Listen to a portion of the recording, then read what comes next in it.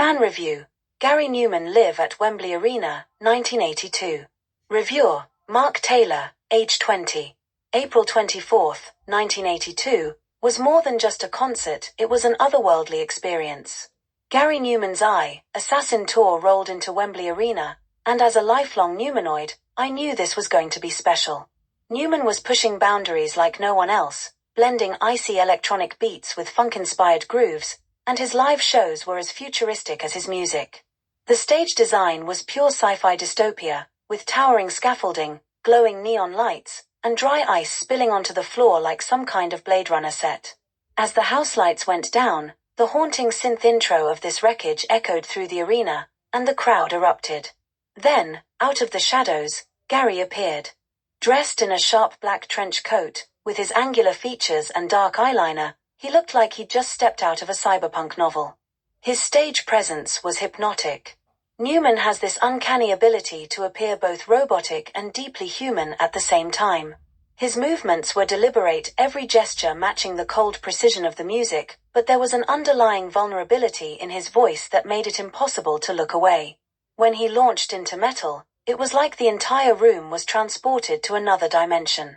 The pulsing rhythm, the eerie melodies, and his detached yet intense delivery made it one of the standout moments of the night. The set list was everything I could have hoped for.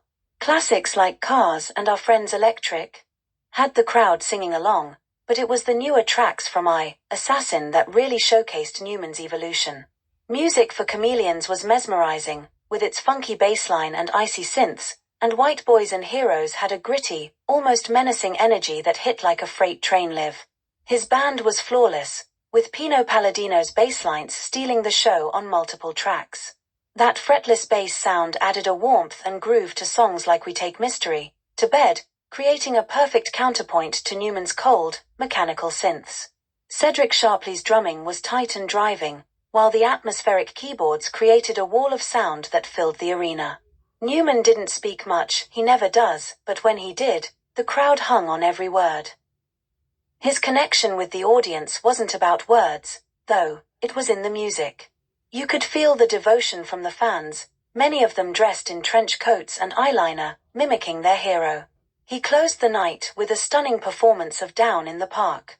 The song's melancholy, futuristic vibe felt like a perfect farewell, and as the final notes faded, Numan stood motionless for a moment, soaking in the applause before disappearing into the shadows.